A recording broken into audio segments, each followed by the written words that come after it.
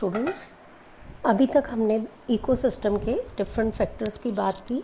आज हम बात कर देंगे एनर्जी फ्लो इन इकोसिस्टम कि इकोसिस्टम में जो एनर्जी प्रोड्यूसर से आती है या यूँ कहें हम कि सोलर एनर्जी से, रेडिएशन से एनर्जी लेकर प्लांट्स उस एनर्जी को ऑर्गेनिक फूड में या केमिकल एनर्जी के रूप में कन्वर्ट करते हैं और किस तरह से वो एक प्रोड्यूसर से कंज्यूमर्स तक जाती है, किस तरह से एनर्जी का फ्लो उसमें इकोसिस्टम में होता है।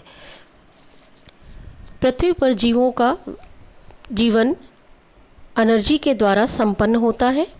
एक इकोसिस्टम में ऊर्जा का चक्र डिफरेंट ट्रॉफिक लेवल्स में ऊर्जा के प्रवाह पर निर्भर करता है। जीवों का अस्तित्व ऊर्जा के प्रवाह व न्यूट्रिएंट्स के इकोसिस्टम में परिसंचरण पर निर्भर करता है कि कितनी ऊर्जा उनको न्यूट्रिएंट्स के फॉर्म में अवेलेबल है और कितना वो नेक्स्ट ट्रॉफिक लेवल तक ट्रांसफ़र कर पाते हैं। ऊर्जा का प्रवाह इकोसिस्टम में मोनो डायरेक्शनल यानी कि एक दिशीय होता है, यानी कि कंटिन्यूस एक ही दिशा में होता है और इस प्रवाह के दौरान ऊर्जा की हानि होती है, जबकि न्यूट्रिएंट्स जो हैं वो परिसंचारी चक्र में जाते रहते हैं। सभी जीवों के जीवन की सभी बायोलॉजिकल एक्टिविटीज़ को संपन्न करने के लिए ऊर्जा की आवश्यकता होती है। एबायोटिक कंपोनेंट्स की तरह एनर्जी का कोई साइकिल नहीं बनता। जैसे कि हम देखते हैं कि एबायोटिक कंपोनेंट के आप डिफरेंट बायोजियो केमिकल साइकिल्स पढ़ते हैं कि नाइट्रोजन किस तरह से यूज़ होती है या सल्फ़र किस तरह से यूज़ होती है और फिर वो पुनः उसका रिसाइकल हो जाता है, पुनः चक्रण हो जाता है। लेकिन एनर्जी का कोई भी ऐसा चक्र नहीं बनता जिसमें कि एनर्जी के रीगेन की जा सके। एनर्जी एक दिशीय मार्ग में सदैव सोर्स से आती है और आगे बढ़ती रहती है। नेचर में ऊर्जा का मुख्य स्रोत सनलाइट है, अतः इकोसिस्टम में एनर्जी सनलाइट के रूप में प्रवेश करती है और प्रवेश करने के पश्चात ऊष्मा के रूप में आती है। पहले ट्रॉफिक लेवल पर प्राइमरी प्रोड्यूसर्स होते हैं यानी कि प्लांट्स होते हैं और वो सोलर एनर्जी को उपयोग करके फोटोसिंथेसिस के द्वारा ऑर्गेनिक मटेरियल्स को उत्पन्न करते हैं। सेकेंड ट्रॉफिक लेवल में हर्बीवोरस प्लांट्स को भोजन के रूप में ग्रहण करते हैं और ऊर्जा को प्राप्त करते हैं। इस ऊर्जा का बहुत बड़ा भाग इन जीवों द्वारा मेटाबॉलिक फंक्शंस जैसे कि रेस्पिरेशन, डाइजेशन ऑफ फूड और टिश्यूज़ की वृद्धि और ब्लड सर्कुलेशन व बॉडी में डिफरेंट फंक्शंस के लिए, या यूँ कहें कि हम बॉडी टेम्परेचर को मेंटेन करने के लिए भी ये ऊष्मा एनर्जी काम में ली जाती है। नेक्स्ट ट्रॉफिक लेवल पर कार्निवोर्स हर्बीवोर्स को खाकर भोजन प्राप्त करते हैं और ऊर्जा प्राप्त करते हैं। इस भोजन से प्राप्त एनर्जी को डिफरेंट मेटाबॉलिक एक्टिविटीज़ को संपन्न करने में काम में लेते हैं और फिर लार्ज कार्निवोर्स इन छोटे कार्निवोर्स को खाकर इनसे एनर्जी प्राप्त कर इसको काम में लेते हैं। इस प्रकार विभिन्न प्लांट्स व एनिमल स्पीशीज़ फूड चेन यानी कि खाद्य श्रृंखला के माध्यम से एक दूसरे से जुड़े रहते हैं। फिर डीकम्पोजर्स जैसे कि बैक्टीरिया, फंजाई, मोल्ड, वॉर्म्स और इंसेक्ट्स, और ये सभी डेड ऑर्गेनिज्म व वेस्ट को डीकम्पोज करते हैं और डीकम्पोज करके न्यूट्रिएंट्स को पुनः सॉइल में पहुंचा देते हैं, जिसको कि एक बार फिर प्रोड्यूसर्स के द्वारा ग्रहण कर लिया जाता है। अतः यह स्पष्ट है कि डीकम्पोजिशन के दौरान एनर्जी रिलीज़ की जाती है परंतु रिसाइकल नहीं की जाती।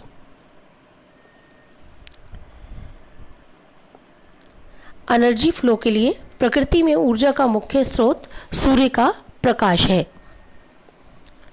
प्रकाश की किरणें जब पृथ्वी पर आती हैं तो इसका लगभग 30% भाग बादल व धूल कणों के द्वारा परावर्तित कर दिया जाता है और 20% भाग एटमॉस्फेयर द्वारा एब्जॉर्ब कर लिया जाता है, जबकि 50% हीट के रूप में अर्थ सरफेस के द्वारा एब्जॉर्ब कर लिया जाता है।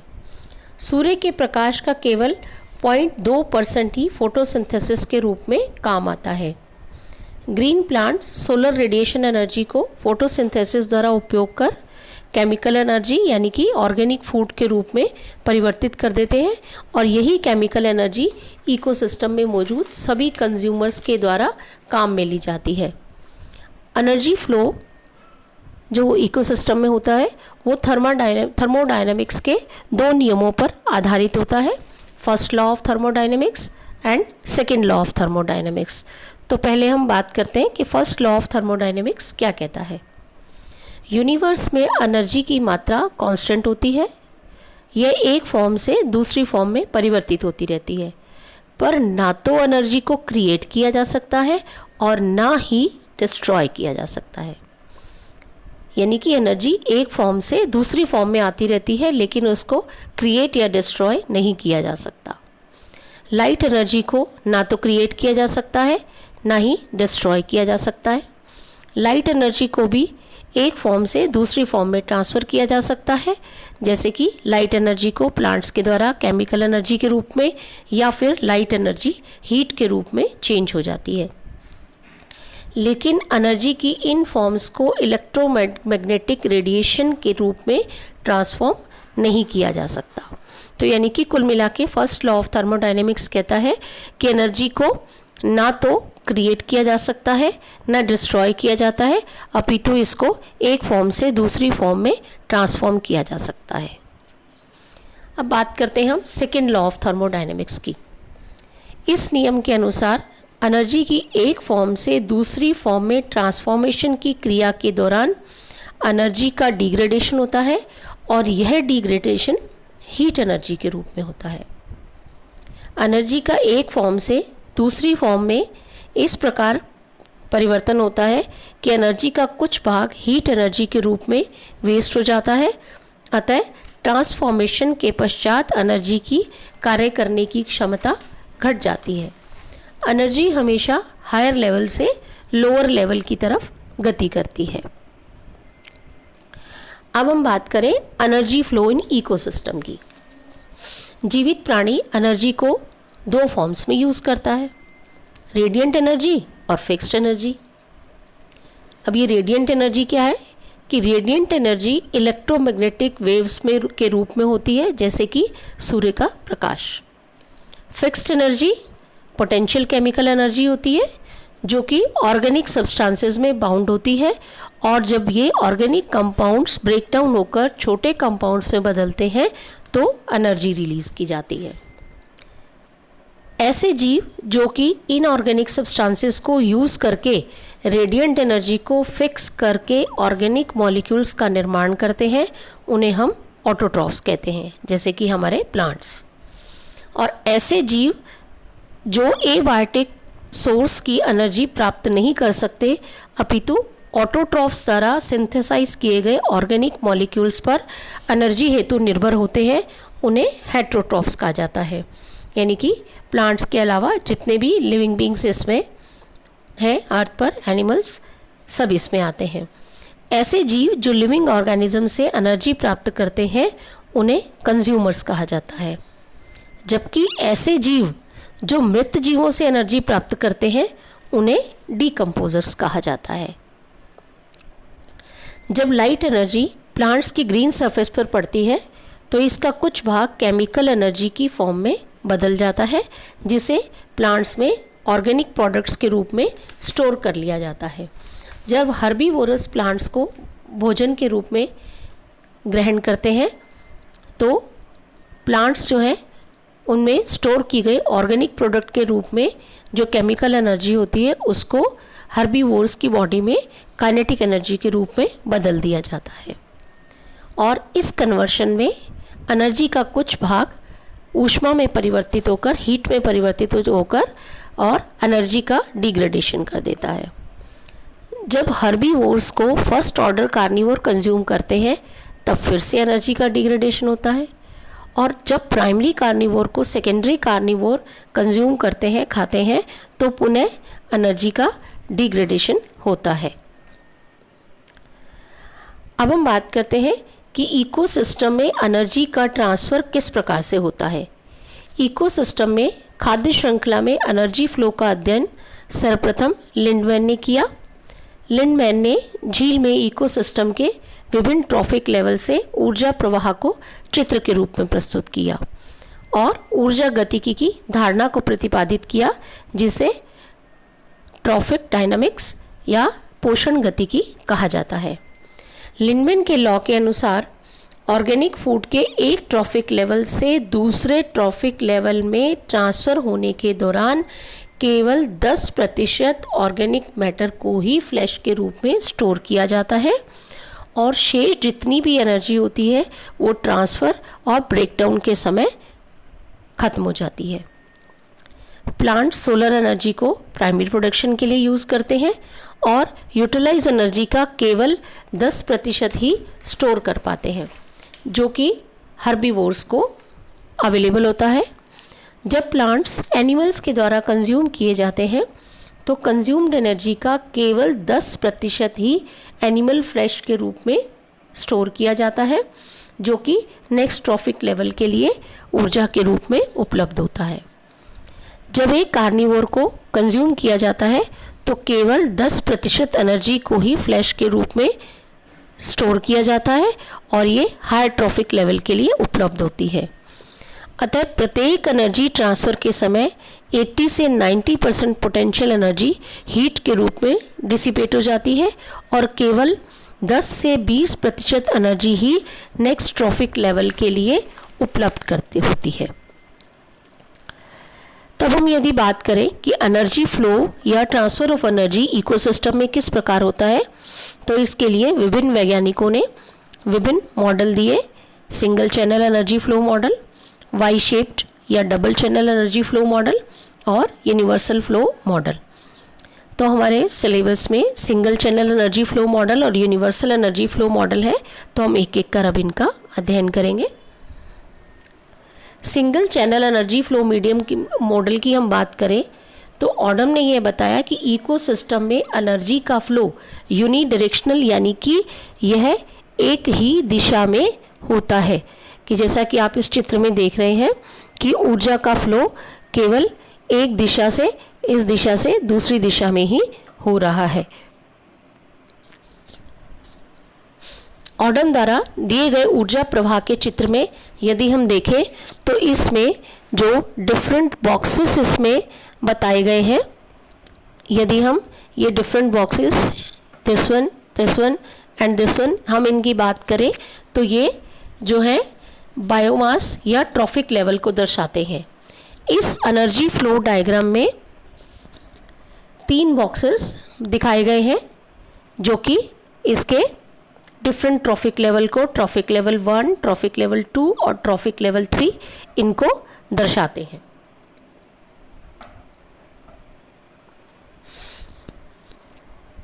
अब इस चित्र में यदि हम देखें तो इसमें डिफरेंट जो है पाइप्स इसमें दर्शाए हुए हैं। यदि आप देखें यहाँ पर आपको डिफरेंट पाइप्स यहाँ पर दिख रहे हैं, ये सब जो इसमें पाइप्स दिख रहे हैं, ये सभी पाइप्स जो है प्रत्येक ट्रॉफिक लेवल में एनर्जी फ्लो के इनपुट को और आउटपुट को, ये सभी पाइप्स जो दिख रहे हैं आपको इसमें, ये सब एनर्जी के इनपुट और आउटपुट को ये चैनल्स, ये पाइप्स जो है वो प्रदर्शित करते हैं।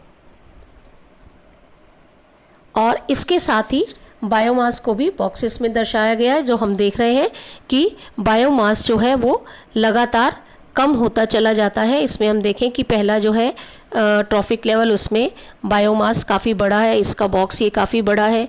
दूसरे में आप देखेंगे बॉक्स उससे छोटा है, यानी कि ये उससे छोटे ट्रॉफिक लेवल को शो करता है। और तीसरे में जो है इस तीसरे ट्रॉफिक लेवल में बायोमास और भी कम होता चला गया है। इस चित्र में यदि आप देखें तो यहाँ पर सर्वप्रथम आपको इसमें जहाँ एनर्जी एंट्री पॉइंट है, टोटल लाइट आ रही है, वहाँ आपको L दिखाई दे रहा है लिखा हुआ। तो पादपों द्वारा ये कुल ग्रहित ऊर्जा को दर्शा रहा है। और यदि हम बात करें LA की, तो LA जो है ये पौधों द्वारा सूर्य के प्रकाश के अवशोषण को दिखा रहा है कि पौधों द्वारा कितना सूर्य का प्रकाश जो है वो अवशोषित किया गया है। ये अवशोषित प्रकाश की मात्रा को दर्शाता है। और यहाँ यदि आप देखेंगे P0, तो P0 जो है ये सकल प्राथमिक उत्पादकता यानी कि कितना प्राइमरी प्रोडक्शन हुआ है उसको दर्शाता है। पहले आप इसके समझ लें कि इसमें विभिन्न एब्रीवेशंस जो दी हैं उनसे क्या तात्पर्य है, तो फिर उसके पश्चात मैं आपको इस चित्र में ऊर्जा का फ्लो आपको बताऊंगी। ए यहाँ पर इस चित्र में जो दर्शाया गया है, ए यहाँ पर ये दर्शाता है कि कुल कितना संश्लेषण प्राप्त ऊर्जा से हुआ है। और इसी के साथ ही ये जो Pn बताया है, Pn जो है कुल नेट प्रोडक्टिविटी प्राइमरी प्रोडक्शन कितना हुआ है उसको दर्शाता है। और फिर यहाँ आप आगे देख रहे हैं P, ये बताता है सेकेंडरी कंज्यूमर को। जब भी आप इस चित्र को समझें तो पहले आप इन टर्म्स का आपको पता होना चाहिए कि ये किसको डिपिक्ट कर रही हैं। और यदि आप इस चित्र में Pn को देखें तो Pn जो है वो इसमें नेट प्राइमरी प्रोडक्शन को दर्शाता है। और Nu यानी कि ये नॉट यूटिलाइज एनर्जी को, और Na नॉट एसिमिलेटेड एनर्जी इसको प्रदर्शित करता है। अब हम बात करें कि किस प्रकार से ऊर्जा का ट्रांसफ़र इसमें होता है। कि यदि हम देखें तो पौधों को, प्रोड्यूसर्स को कुल 3000 कैलोरी ऊर्जा जो है ये प्राप्त हो रही है, जिसको कि हम La के द्वारा यहाँ प्रदर्शित कर रहे हैं। इस अवशोषित एनर्जी का केवल 1% यानी कि इस एनर्जी का केवल 50% भाग ही 1500 किलो कैलोरी ये पौधों के द्वारा अवशोषित किया जा रहा है। और इस अवशोषित एनर्जी का केवल 1% यानी कि 15 kilo calorie first trophic level पर ये रासायनिक ऊर्जा में परिवर्तित हो रहा है। और फर्स्ट कंज्यूमर की इस ऊर्जा को भोजन के रूप में ग्रहण करते हैं और इसका केवल 10% यानी कि 1.5 किलो कैलोरी ही जो है ऊर्जा के रूप में परिवर्तित हो रहा है। और सेकेंडरी कंज्यूमर्स इस ऊर्जा का केवल 20%, जो मांसाहारी हैं जब वो भक्षण कर रहे हैं तो इस ऊर्जा का केवल 20% भाग ही आप यहाँ पर देख रहे हैं कि ये ऊर्जा के रूप में ये यहाँ पर अवेलेबल है। 0.3 किलो कैलोरीज ये ऊर्जा के रूप में अवेलेबल है। तो इस प्रकार हम देखते हैं कि ऊर्जा की मात्रा जो है वो धीरे धीरे घटती चली जाती है इकोसिस्टम में आगे जब एनर्जी फ्लो होता है। तो इस चित्र से ये स्पष्ट है कि उत्पादक पोषण स्तर में उपलब्ध कुल ऊर्जा में से सिर्फ कुछ ऊर्जा का ही उपयोग सर्वोच्च होता है, जबकि इसका अधिकतर भाग यानी कि 99.99% वो अनयूटिलाइज रह जाता है या यूज़ हो जाता है। इस प्रकार ऊर्जा प्रवाह में प्रत्येक पोषण स्तर पर 10% के नियम का पालन करते हैं, जो कि लिंडमैन का नियम है। भोज्य ऊर्जा एक प्राणी से दूसरे प्राणी में जाने पर लगभग 90% ऊर्जा का ऊष्मा के रूप में अपव्यय हो जाता है। और इस प्रकार से जैसे जैसे ऊर्जा एक पोषण स्तर से अन्य पोषण स्तर में प्रवाहित होती है, त्यों-त्यों ऊर्जा का ह्रास होता है या ऊर्जा की कमी होती चली जाती है। यही कारण है कि भोजन श्रृंखला में कड़ियों की संख्या अधिक नहीं होती। अगर हम देखें फूड चेन में, तो उसमें हम देखें कि फूड चेन में कड़ियों की संख्या कम होती चली जाती है, क्योंकि जो जीव खाद्य श्रृंखला के प्रारंभिक बिंदु के पास होता है उन्हें ऊर्जा की अधिक मात्रा मिलती है, जबकि एक छोटी खाद्य श्रृंखला अधिक संख्या में जीवों का पोषण कर सकती है। लंबी श्रृंखला के अंतिम सिरे पर कुछ ही जीव पोषित हो सकते हैं, क्योंकि 2 या 3 स्थानांतरण के पश्चात ऊर्जा की मात्रा काफ़ी कम रह जाती है।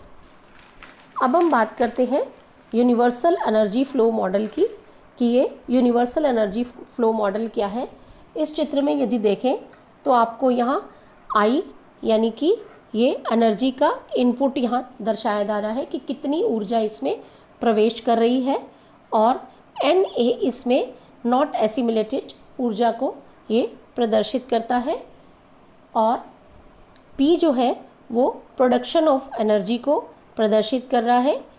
A कितनी ऊर्जा एसिमिलेट की गई है, और इसके साथ साथ R जो है वो रेस्पिरेशन में कितनी ऊर्जा का उपयोग हुआ उसको बता रही है, और G जो है ग्रोथ के लिए यूज़ की गई ऊर्जा को दर्शाती है और S यहाँ पर जीव में स्टोर की गई ऊर्जा को दर्शाता है।